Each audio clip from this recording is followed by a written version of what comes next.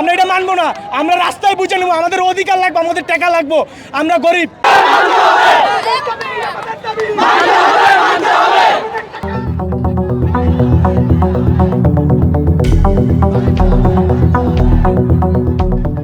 আমাদের MD KG Murshed সে যে আমাদের সাইরা এইভাবে চলে গেছে, ঠিক আছে, আমরা এই যে ২,৫০০ ৩,০০০ ওয়ার্কার আমরা কোথায় যাব?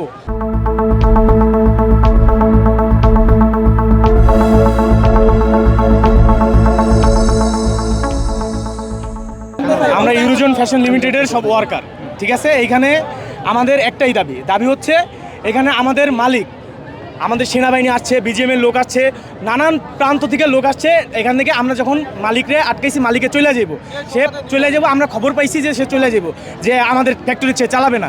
তখন সেনাবাহিনী হতে শুরু করে পুলিশ, বিজিএমের লোক, তারা আমাদের প্রত্যাশা করে তাদের পাসপোর্ট সহ তার আর অনেক কিছু আটকেছে যে আমাদের ফ্যাক্টরি সে চালাবে, সে ফ্যাক্টরি চালাবে, ফ্যাক্টরি বন্ধ করবে না। সে এখন হুট করে ফ্যাক্টরি ছেড়ে পলায় চলে গেছে।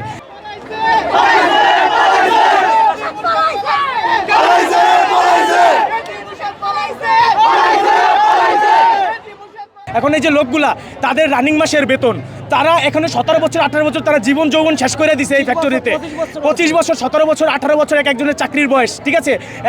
এদের যে পাওনা দাওনা রানিং মাসের বেতন, এই যে মুরব্বিগুলা, এই যে ঢাকার শহরে থাকা খাওয়া, কারেন্ট বিল ফুটের, যারা ব্যাচেলার আছে, যারা ফ্যামিলি বাসা আছে, তাদের যে ভাড়া হইতে শুরু করে আরও যে যাবতীয় খরচ, এগুলো এই ইউরোজন ফ্যাশন লিমিটেড থেকেই তারা সবাই এটা বহন করে, ঠিক আছে। এই যে আমাদের এমডি কেজি মুর্শেদ সে যে আমাদের সাইরা এইভাবে চলে গেছে, ঠিক আছে, আমরা এই যে ২,৫০০ ৩,০০০ ওয়ার্কার আমরা কোথায় যাব?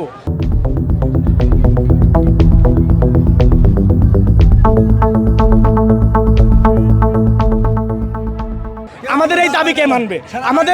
আমরা সেনাবাহিনী গেছে, সেনাবাহিনী আমাদের বলছে যে কি আমরা দেখতেছি, বা তারা এইটার দায়িত্ব নিছে, ঠিক আছে। কিন্তু এই যে 2 দিন 3 দিন 4 দিন হয়ে যেতেছে, আমাদের কেউ দেখার নাই, আমরা যেমন তেমনই আছি, কোনো খোঁজ খবর নাই।